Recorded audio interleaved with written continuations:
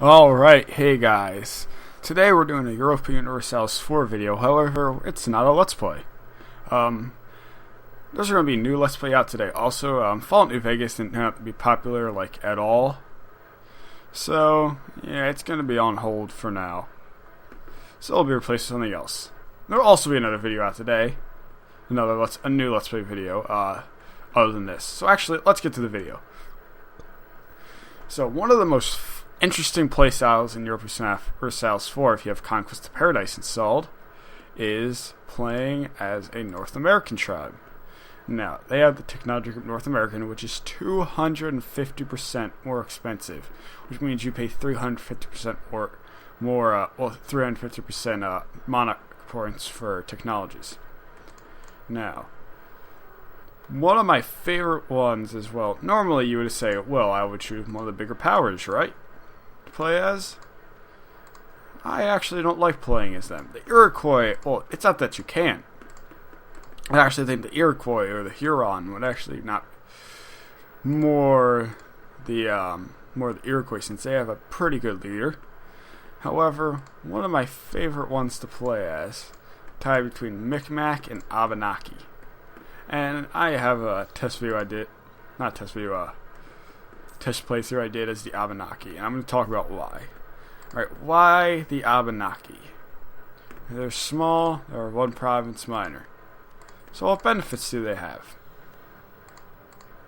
Lots. One, you kind of have a natural buffer early on against smaller Native American nations, because they'll have to fight through native lands, and although it won't do much to stop them, every little bit will count. Also, since you're one province minor, you have the humiliate CB on Micmac, or alternatively, if you're playing as Micmac, you have it on Abenaki. And you don't actually want to conquer it, the province. You want to make them your vassal, so that way you can contain the benefits for being a one province minor as the natives. Now, the Abenaki are probably my favorite in that, well, they're not too different than Micmac, or they have an interesting trait with them. Well, not really, it's not an idea, but there's something cool about them. Abenaki's culture is Iroquois. However, the culture in their province is Abenaki. Now, there is a thing you take called accept cultural shift, and basically Abenaki becomes the new primary culture. However, you lose 5 stability, that's a lot of that's a lot of administrative points, and I'm pretty sure in the 75 diplomatic points you're going to save, you're going to use it to change culture to Iroquois, is a lot less than what you need to get yourself out of the negative 5 stability that it would give you. So just ignore that. Wipe out the culture of your own name. Perfect. You're also the totemist religion, so you have -1 national revolt risk and +1 tolerance to the true faith. Not anything too anything too fancy. But now, why Abenaki? Why not Iroquois? Why not Mahekan?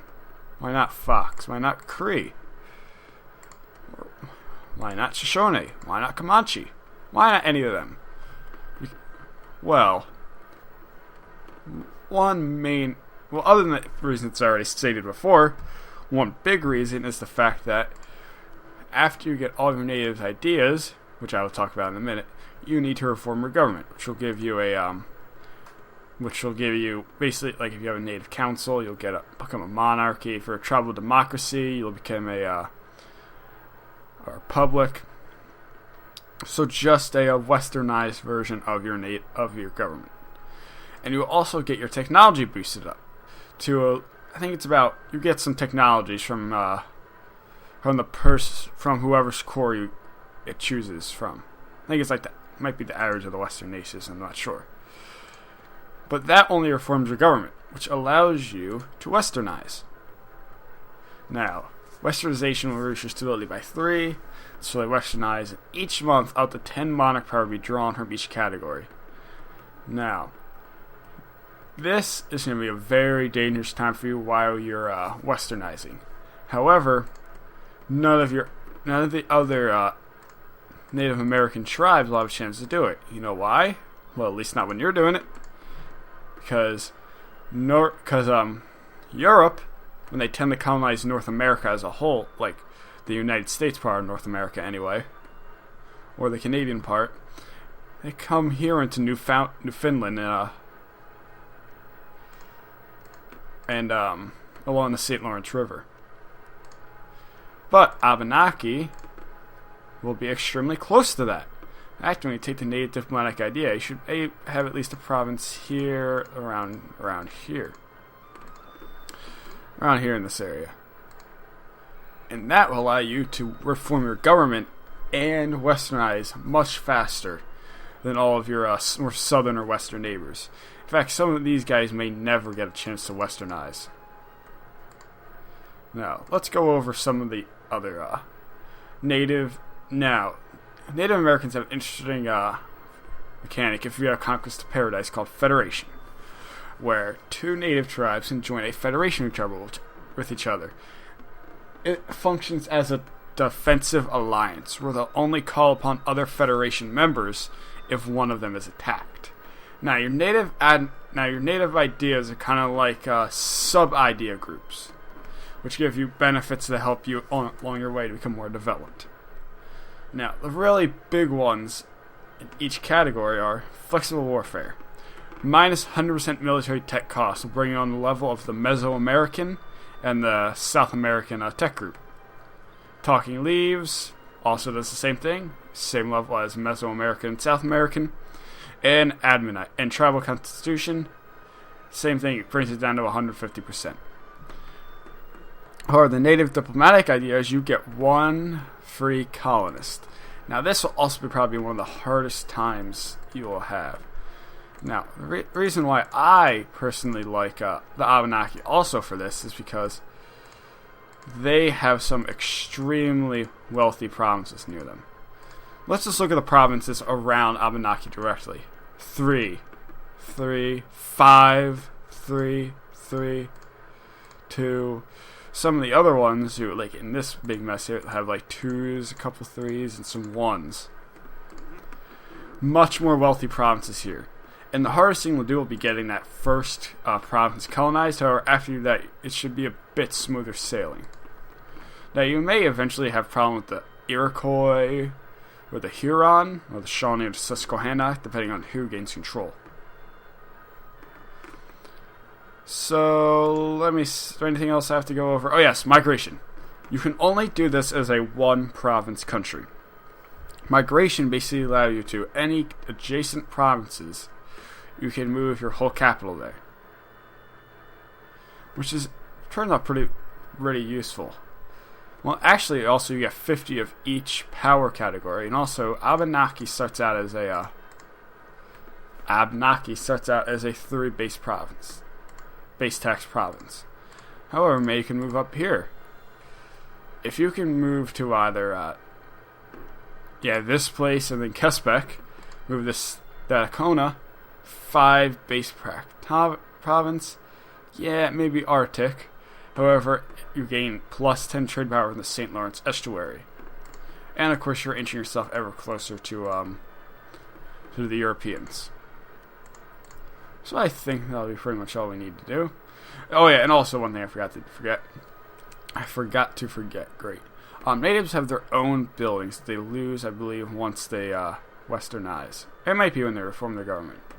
Now these are very good buildings, especially this one, minus 50% advisor costs. Very well. However, once you westernize or reform your government, which one I don't know, and it doesn't matter since you should be doing that in relatively close to each other anyway.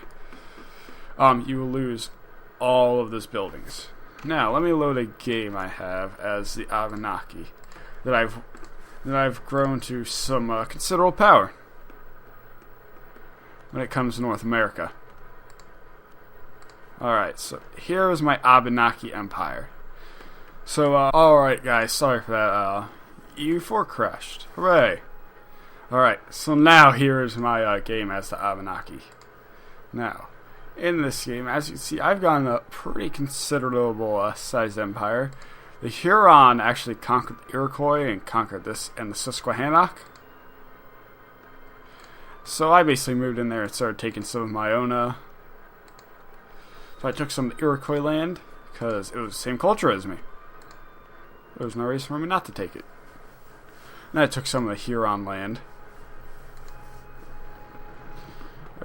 Alright, so England was the one I actually got my corps from that helped me out.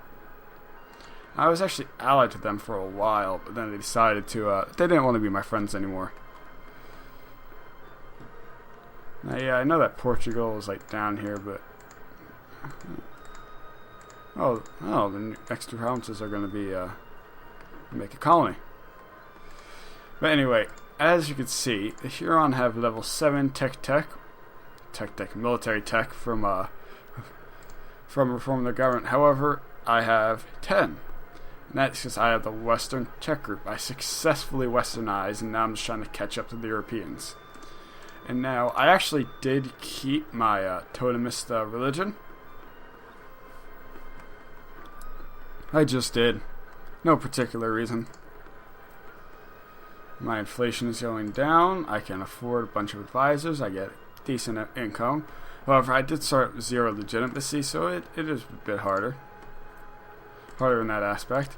However, I can fight a European power. Over here, I can fight them. Should I ever try and invade, I would basically not succeed. I probably could invade Ireland. Oh, they're allied. I could probably still invade Ireland. Or maybe not.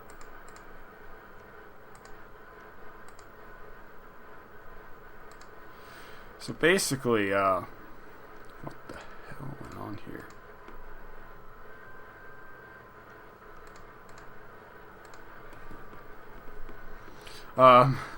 So basically, I could invade the colonies here of the Western powers. And actually, I'm starting to... It's just that the Huron are right in my way right now for me to get the rest of North America. However, they also will too join my my dominion. So I basically, through that, I've basically made myself an extremely strong power.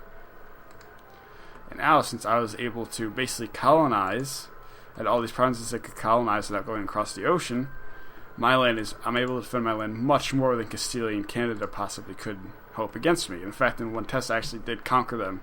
However, I could not get enough individual war score for them to stop. And then Venice came. So, don't worry. Don't be afraid as a Native American. You have the potential to be one of the strongest nations in the world if you can just play it right. However, succeeding through that westernization, that reform of the government, is going to be the key part in expanding thoroughly from the beginning. And make sure you play around nice with the first European power you encounter so you can get a core next to them and stay strong. Alright guys, so I hope you enjoyed the strategy guide. Well, not much strategy, just an overview and some tips. So, as always guys, if you like this video, like, share, subscribe, check out some of my other stuff guys, alright?